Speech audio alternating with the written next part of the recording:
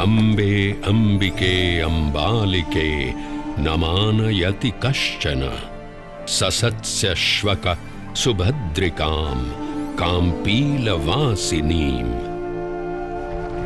जिन्हें अम्बा, अंबिका और अम्बालिका जैसे विभिन्न नामों से पुकारा जाता है, जो सुभद्रिका और काम्पिल्यवासिनी जैसे नामों से जगत में विख्यात हैं, हम सब उस मां अम्बा के प्रत्येक रूप को प्रणाम कर उनका आवाहन करते हैं। तालुका दांता, जिला बनासकांठा, राज्य गुजरात। यहीं अंबिका वन में आरासुर की पहाड़ियों के दक्षिण पश्चिम में अरावली की पुरानी पहाड़ियों में गब्बर पर्वत पर विद्यमान है अंबाजी माता का ये मूल पवित्र स्थान, जो ब्रह्मांड की सर्वोच्च ब्रह्मांडीय शक्ति का उद्गम स्थल है। देवी पुराण में वर्णित मां शक्ति के 51 शक्तिपीठों में से एक इस प्राचीन मंदिर में करोड़ों श्रद्धालु मां अम्बा का आशीर्वाद लेने आते हैं। इन शक्तिपीठों के बनने के संदर्भ में अनेक पौराणिक कथाएं जनमानस में प्रचलित हैं। उन्हीं में से एक कथा है प्रजापति दक्ष और मां सती की। एक बार प्रजापति दक्ष ने संसार का पूर्ण रूप से संचालन करने हेतु एक सभा बुलाई। उस सभा में सभी देवी देवताओं के साथ ब्रह्मा, विष्णु और महेश भी उपस्थित थे। प्रजापति दक्ष के आगमन पर सभी उपस्थित देवताओं ने अपने स्थान पर खड़े होकर उनका आदर किया, परंतु भगवान शिव ने ऐसा नहीं किया। इस बात से क्रुद्ध होकर महाराज दक्ष ने कहा, शिव, मेरे आगमन पर सभी उपस्थित देवताओं ने अपने स्थान पर खड़े होकर मेरा अभिनंदन किया, लेकिन तुमने ऐसा न करके मेरा अपमान किया है। तुम जैसे मुंडधारी, गले में नाग को लपेटे, शरीर पर शमशान की भस्म लपेटे प्रेत को तो इस सभा में बुलाना ही नहीं चाहिए था। परंतु मेरे दामाद होने के कारण तुम्हें इस सभा में बैठने की अनुमति मिली। ये सब ज्ञात होते हुए भी तुम्हारा यह दुर्व्यवहार हमें स्वीकार नहीं है। हे प्रजापति, अगर आपको ऐसा लगता है कि मैंने खड़े ना होकर आपका अपमान किया है, तो मैं क्षमा प्रार्थी हूं। आप मेरी अर्धांगिनी सती के पिता हैं। मैं भला आपका अनादर कैसे कर सकता हूं? मेरे हृदय में आपके लिए सदैव आदर एवं प्रेम ही है। तुम अपने प्रपंचों से मेरी पुत्री सती को भ्रमित कर सकते हो शिव, परंतु मुझे नहीं। मैं अभी तुम्हें इस दुराचार का दंड दूंगा। जाओ, मैं तुम्हें श्राप देता हूं शिव कि इस संसार में अब जब भी कोई यज्ञ का आयोजन होगा, तुम सभी यज्ञों से बहिष्कृत रहोगे। तुम्हें किसी भी यज्ञ में पूजा नहीं जाएगा। प्रजापति दक्ष के इस श्राप से तो मानो जैसे पूरे संसार में पूजा पाठ करना ही निषेध हो गया था। शिव की आराधना किए बिना भला कोई यज्ञ कैसे आयोजित कर सकता है? तब नारद मुनि अपने भ्राता दक्ष को समझाने उनके पास पहुंचे और उनसे कहा, नारायण नारायण भ्राता दक्ष, क्रोध के वशीभूत आपने तो देवों के देव महादेव को ही श्राप दे दिया। ऐसा लगता है कि संसार में ना तो अब पूजा पाठ होंगे और ना ही यज्ञ होंगे, क्योंकि महादेव की आराधना किए बिना तो सब पूजन विधान अधूरे ही रहेंगे। यह केवल आपका भ्रम है भ्राता नारद, केवल भ्रम। आपको और समस्त संसारवासियों को अगर ये भ्रम है कि उस अघोरी शिव के बिना पूजा पाठ या यज्ञ नहीं हो सकते, तो मैं स्वयं ही एक यज्ञ का आयोजन कर सभी की शंकाओं पर पूर्ण विराम लगा दूंगा। नारायण नारायण नारायण नारायण। प्रजापति दक्ष ने कनखल में एक उत्तम यज्ञ का आयोजन किया। उस यज्ञ में सम्मिलित होने के लिए प्रजापति ने ब्रह्मा, विष्णु, इंद्र एवं सभी अन्य देवी देवताओं को आमंत्रित किया, परंतु अपनी बात सिद्ध करने हेतु उन्होंने भगवान शिव और सती को निमंत्रण नहीं भेजा। जब सती को ये ज्ञात हुआ तो वो स्वयं ही यज्ञ में सम्मिलित होने एवं अपने पिता से मिलने कनखल जा पहुंची। सती को देखकर प्रजापति दक्ष क्रोधित हुए और उन्होंने अपनी ही पुत्री का तिरस्कार करते हुए कहा, जब तुम्हें और तुम्हारे शिव को निमंत्रण ही नहीं दिया गया तो तुम इस यज्ञ में क्या करने आई हो सती? यह उत्तम यज्ञ है, जाओ, यहां तुम्हारी या तुम्हारे शिव के लिए कोई स्थान नहीं है। पिताश्री, आप मेरे स्वामी शिव की निंदा बंद करें। आप ऐसा सोच भी कैसे सकते हैं कि बिना शिव की आराधना किए कोई यज्ञ सफल भी हो सकता है? अगर आप ऐसा सोचते हैं तो यह आपकी बहुत बड़ी भूल है पिताश्री, बहुत बड़ी भूल। भूल? कैसी भूल? इस यज्ञ में जिन देवताओं को उपस्थित होना चाहिए था वे सभी यहां उपस्थित हैं।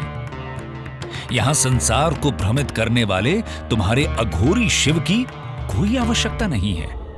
पिताश्री, मैं फिर कहती हूं कि शिव निंदा बंद करें।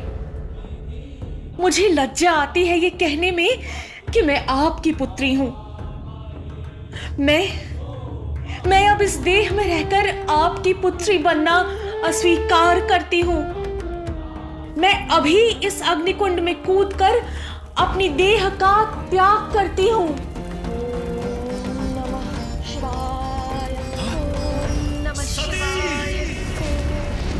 अपमान से पीड़ित सती ने अग्निकुंड में कूदकर प्राणाहुति दे दी।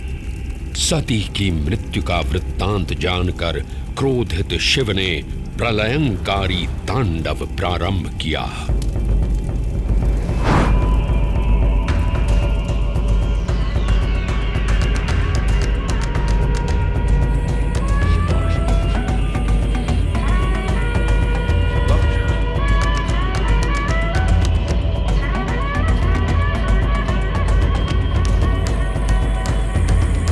जटाटवी गलज्जल प्रवाह पावितस्थले गलेव लंबिलांबिताम भुजंग तुंग मालिकाम टमट्टमट्टमट्टमन्निनाद वट्टवर्वयम् चकार चंड तांडवम शिवो शिवम शिवो शिवम शिवो शिवम।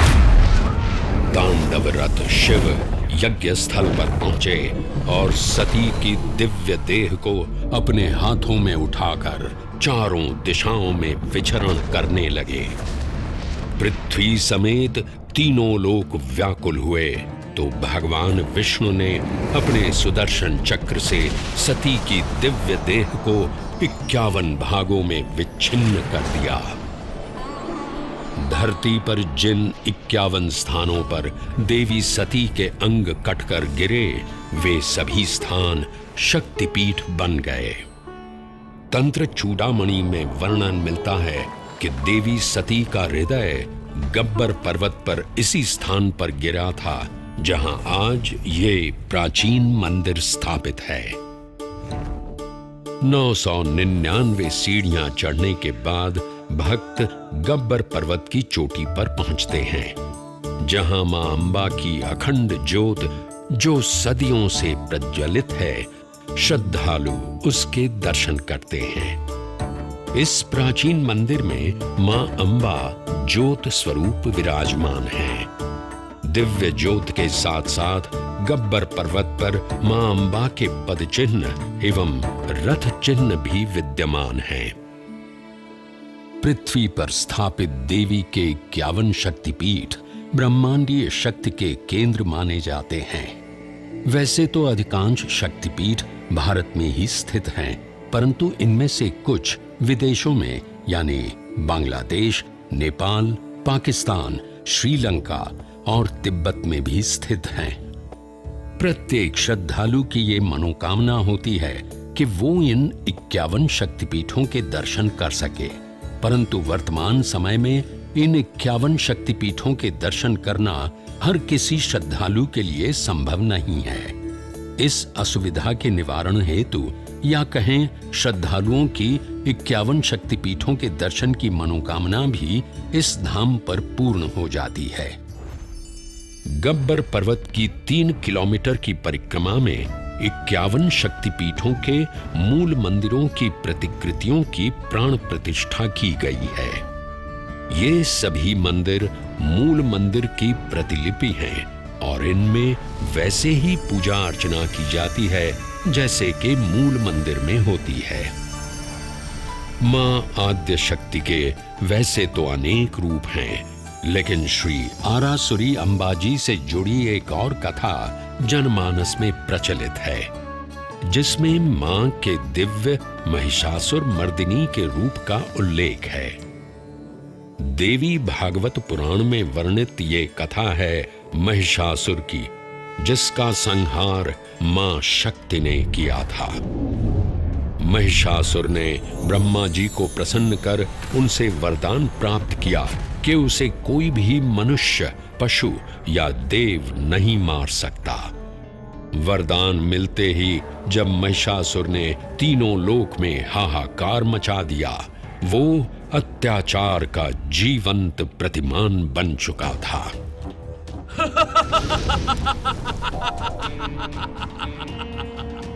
मेरी शक्तियों के समक्ष अब कोई भी देवता या मनुष्य मुझे परास्त नहीं कर सकता। ब्रह्मा जी के वरदान से तो मैं अब काल को भी चुनौती दे सकता हूँ। मैं अजय हूँ, मैं अमर हूँ, मैं महिषासुर हूँ, महिषासुर।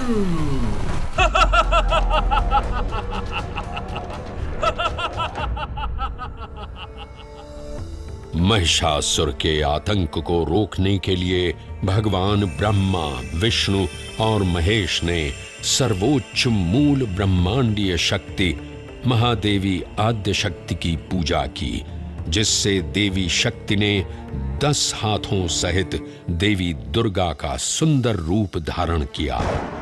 लगातार 9 दिन और रात तक चले इस युद्ध के अंतिम 10वें दिन मां दुर्गा ने अपने पवित्र खड्ग से महिषासुर का वध किया और महिषासुर मर्दिनी के नाम से जगत में विख्यात हुई।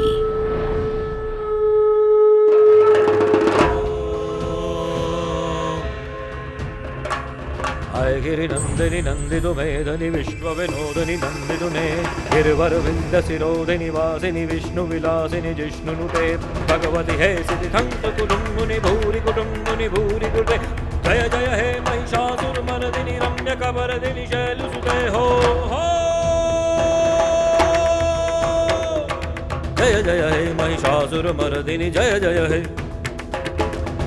हे महिषासुर मर्दिनि जय जय हे जय गिरिनंदिनी जय गिरिनंदिनी। महिषासुर मर्दिनी के वात्सल्य रूप को मां अंबा माना जाता है। गब्बर पर्वत से लगभग 5 किलोमीटर दूर मां अंबा का नवनिर्मित निज मंदिर भी स्थापित है। वैसे तो ये मंदिर 1200 वर्ष पुराना है, परंतु वर्ष 1975 में इस मंदिर परिसर के पूर्ण जीर्णोद्धार का कार्य आरंभ हुआ। ये मंदिर अपनी सुंदर वास्तुकला एवं भारतीय पारंपरिक संस्कृति के लिए भी व्यापक रूप से प्रशंसित है। अद्भुत नक्काशी से परिपूर्ण इस मंदिर के 103 फीट के शीर्ष पर एक स्वर्ण कलश स्थापित है। ये स्वर्ण कलश आरासुर पहाड़ियों की खदानों से लाए हुए संगमरमर से बना है, जिसे सोने से मढ़वाया गया है। हवा में लहराता मां अंबाजी का ध्वज और उसके साथ राजसी त्रिशूल भी मंदिर के शीर्ष पर सुशोभित है।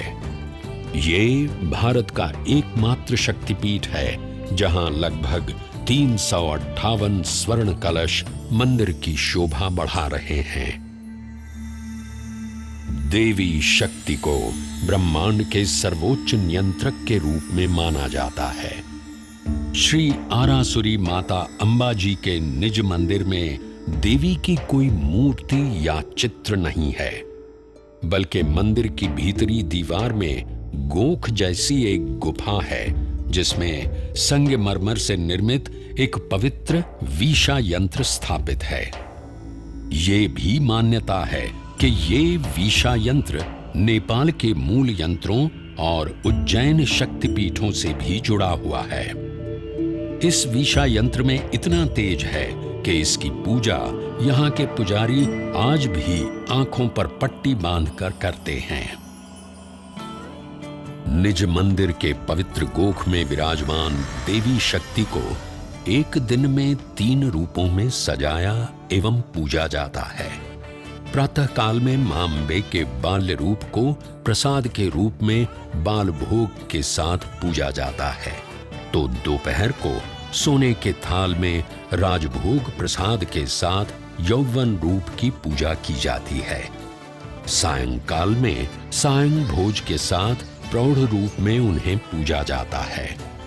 मुख्य मंदिर में स्थापित मां अम्बा की चांदी की पादुका हो या मां के गोख के ठीक सामने देवी के पवित्र सिंह की मूर्ति हो, भक्त श्रद्धा भाव से अपना शीश झुकाते हैं। श्रद्धालु मां के शेर को कंकु पूजा करके पूजते हैं। इसी निज मंदिर के सामने चाचर चौक है जहां एक अखंड ज्योत आज भी प्रज्वलित है। पौराणिक कथा के अनुसार इस अखंड ज्योत को मां अम्बा के भक्त अखेराज ने प्रज्वलित किया था। हर युग में मां अम्बा ने अपने भक्तों का उद्धार किया है और उन भक्तों में मर्यादा पुरुषोत्तम प्रभु श्री राम का नाम भी आता है। त्रेता युग में घटित ये किंवदंती आज भी यहां सुनाई पड़ती है। माना जाता है कि सीता माता की खोज करते हुए भगवान श्री राम और लक्ष्मण अर्बुदा के जंगलों में आए थे। यहां उनकी भेंट ऋषि श्रृंगी से हुई। ऋषि श्रृंगी ने ही श्री राम को देवी शक्ति की आराधना करने के लिए प्रेरित किया। मर्यादा पुरुषोत्तम भगवान श्री राम ने जब देवी की आराधना की तो मां अम्बा ने उन्हें दर्शन दिए। हे राम, मैं तुम्हारी आराधना से प्रसन्न हूं। बोलो, तुम्हें क्या वरदान चाहिए? हे जगत जननी, हे सर्वेश्वरी, आपका दर्शन प्राप्त करना ही मेरे लिए सबसे बड़ा वरदान है। आप सर्वव्यापी हैं, सब जानती हैं। अगर आप मुझे कोई वरदान देना चाहती हैं तो कुछ ऐसा वरदान दीजिए जिससे इस संसार का कल्याण हो सके। हे दशरथ नंदन, मुझे ज्ञात है कि आप इस भूलोक पर क्यों अवतरित हुए हैं। मैं आपको दिव्य अजय बाण प्रदान करती हूं। यह बाण अचूक है। आप इससे जिस भी प्राणी पर प्रहार करेंगे उसकी मृत्यु निश्चित है। मान्यता है कि इसी अजय बाण से श्री राम ने रावण का वध किया था। श्री आरासुरी माता अंबा जी मंदिर के ठीक पीछे समर्पित अजय माता मंदिर स्थित है। यहां से लगभग 8 किलोमीटर की दूरी पर कोटेश्वर महादेव का एक प्राचीन मंदिर विद्यमान है। आज भी ऐसा विश्वास है कि रामायण के रचयिता महर्षि वाल्मीकि का एक आश्रम इसी स्थान पर स्थापित था। ये पावन स्थान वैदिक कुंवारी नदी सरस्वती के उद्गम स्थल के रूप में भी जाना जाता है। आस्थाएं युगों के महासागर लांघती हुई समय की धार पर अनवरत यात्रा करती हैं। अम्बा मां के इस पावन धाम का महात्म्य भी त्रेता को लांघ कर द्वापर तक चला आया। मान्यता है कि गब्बर पर्वत पर ही भगवान श्री कृष्ण का मुंडन हुआ था।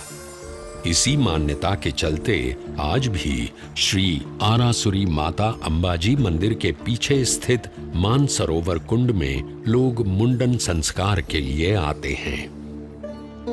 महाभारत ग्रंथ में भी इस दिव्य स्थान का वर्णन मिलता है। ऐसा कहा जाता है कि राजकुमारी रुक्मिणी ने भाद्रपद की पूर्णिमा के दिन गब्बर पहाड़ी पर श्री कृष्ण से विवाह करने के लिए मां अंबा की आराधना की थी। मां अंबा ने प्रसन्न होकर उन्हें श्री कृष्ण की अर्धांगिनी होने का आशीर्वाद दिया था। ऐसी मान्यता है कि इस प्रसंग के पश्चात ही इसी दिव्य स्थान पर पहली बार नवरात्रि पर्व गुजराती गरबा शैली में मनाया गया था।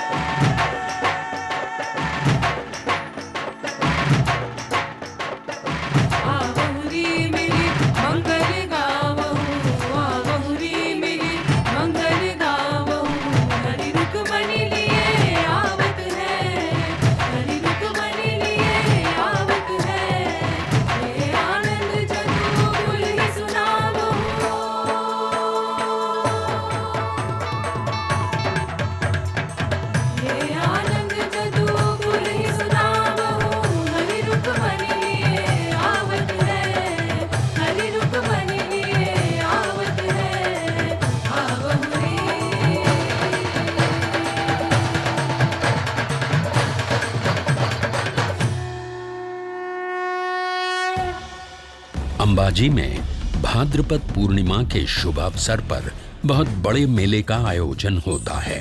7 दिन तक चलने वाले इस मेले के दौरान देश विदेश से आने वाले श्रद्धालुओं का आंकड़ा 25 से 30 लाख तक पहुंच जाता है।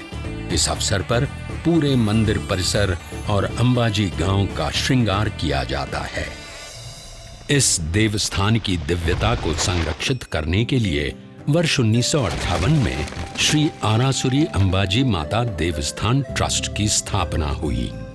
तब से लेकर आज तक गुजरात सरकार एवं देवस्थान ट्रस्ट ने मंदिर के रखरखाव से लेकर तीर्थ यात्रियों को अधिक से अधिक सुविधाएं प्रदान करने के लिए समय समय पर ऐतिहासिक कदम उठाए हैं।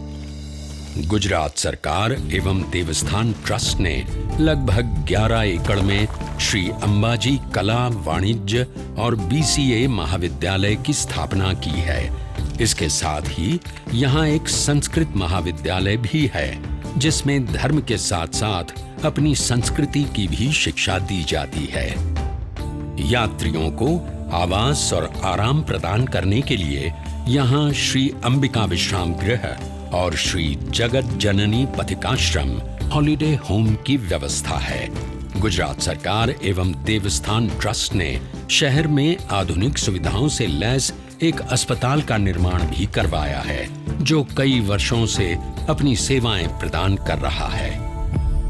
गुजरात सरकार एवं श्री आरासुरी अंबाजी माता देवस्थान ट्रस्ट के प्रयासों को प्रोत्साहित करने हेतु उनका समर्थन हमारे देश के माननीय प्रधानमंत्री श्री नरेंद्र मोदी जी हमेशा से करते रहे हैं। 51 शक्तिपीठों की प्रतिलिपि को इस देवस्थान पर स्थानांतरित करना उन्हीं की सृजनात्मक सोच का परिणाम है। निष्ठा, समर्पण एवं हृदय में सेवाभाव लिए श्री आरासुरी अंबाजी माता देवस्थान ट्रस्ट सभी श्रद्धालुओं का श्री आरासुरी अंबाजी माता मंदिर के तीर्थ स्थान में सदैव स्वागत करता है। रिद्धि दे, सिद्धि दे, वंश में वृद्धि दे, हृदय में ज्ञान दे, चित्त में ध्यान दे, अभय वरदान दे। दुख को दूर कर, सुख भरपूर कर, आशा को संपूर्ण कर, सज्जन जो हित दे, कुटुंब में प्रीत दे, जग में जीत दे, माया दे, साया दे और निरोगी काया दे। मान सम्मान दे, सुख समृद्धि और ज्ञान दे, शांति दे, शक्ति दे, भक्ति भरपूर दे।